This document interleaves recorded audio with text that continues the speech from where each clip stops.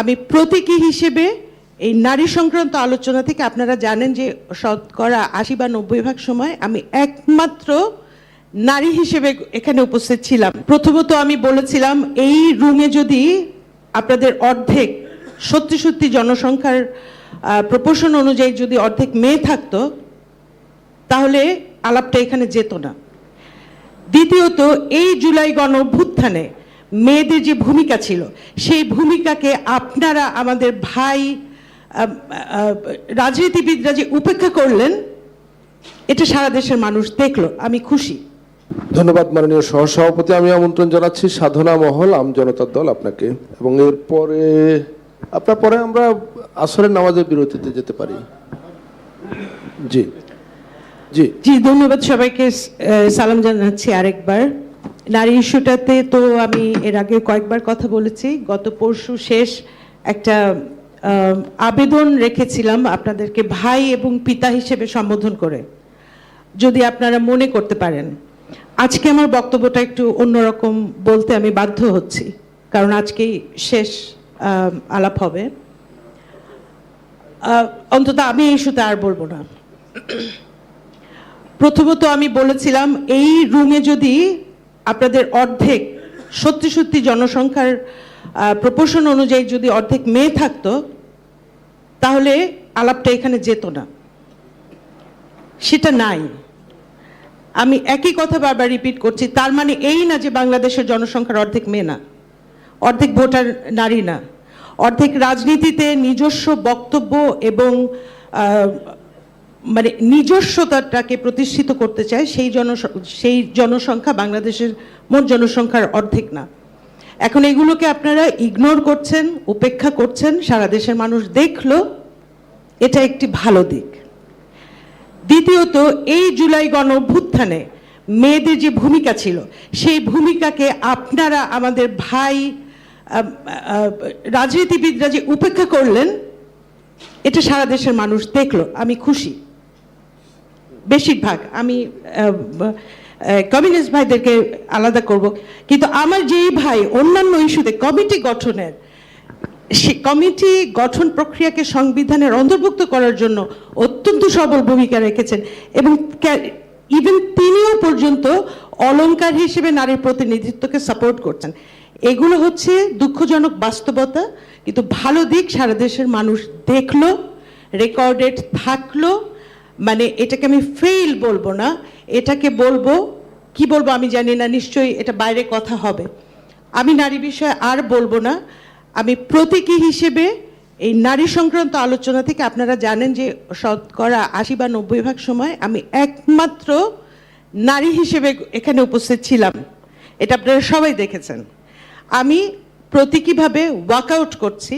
Walkout শব্দটা ঠিক না, আমি প্রত্যাখ্যান করছি এই কমিশনের যে 50টি অলংকারিক আসন কি আগে ছিল না?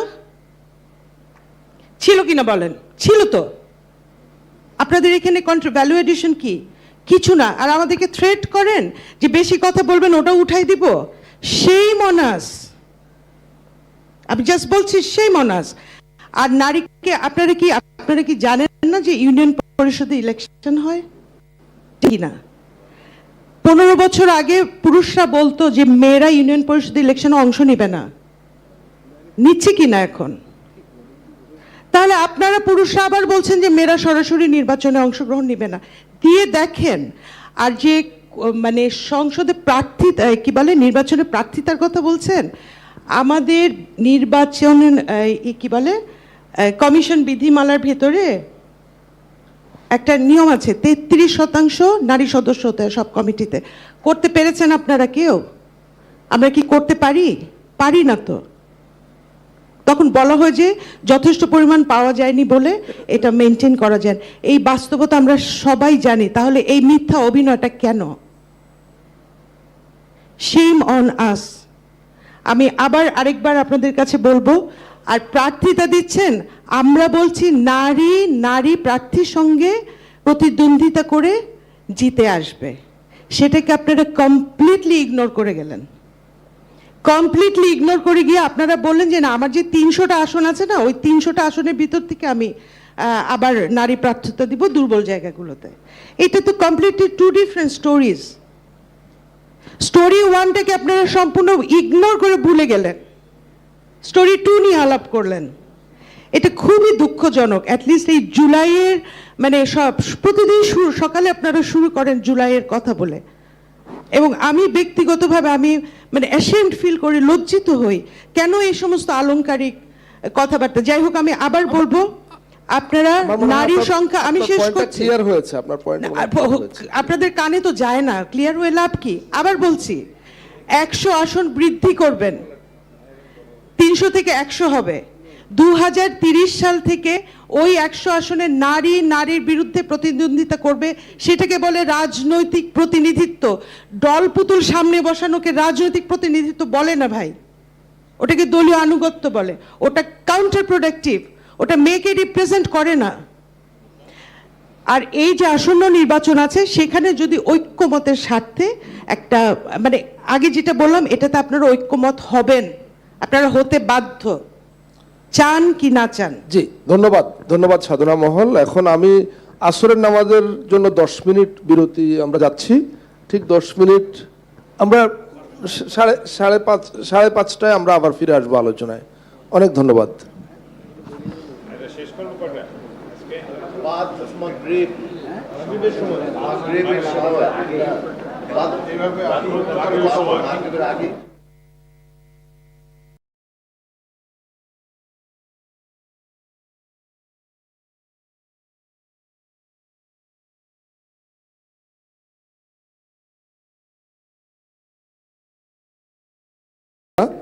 আপনি লিখেছেন ন্যায়পাল নিয়োগ খুব খারাপ না, আমি পড়তে পাচ্ছি, আচ্ছা আমি বলি, বুঝতে পাচ্ছি না কনসেপ্টটা, একটু বলুন।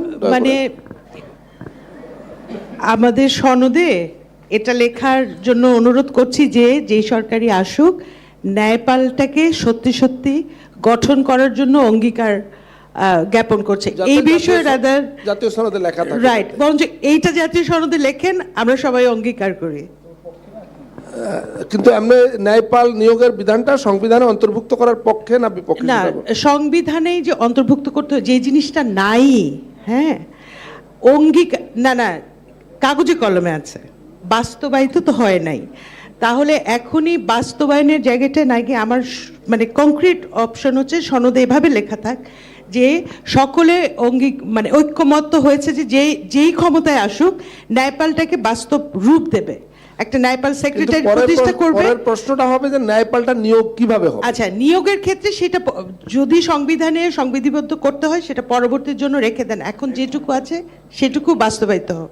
না, এখন তো নাই, নিয়োগ কিভাবে হবে সেটা তো না, নিয়োগ প্রক্রিয়া কাগজ নীতিমালার ভিতর আছে না, সেটাও নাই। আলহামদুলিল্লাহ, যদি কিছুই না থাকে তাহলে তো অবশ্যই হাত দিতে হবে, সেটা যেই অপশনেই যাক। মানে সংবিধিবদ্ধ হতে হবে কিনা সেই ক্ষেত্রে আমি মনে করি ফ্লেক্সিবল থাকা উচিত, কিন্তু জিনিসটা বাস্তবায়িত যে করতে হবে সেই ব্যাপারে অঙ্গীকার করতে হবে, এবং তার জন্য যদি কমিটি গঠন করতে হয় সে বিষয়ে আলাপ করা যেতে পারে, যদি কমিটি গঠনের প্রক্রিয়া নাই থাকে। ধন্যবাদ।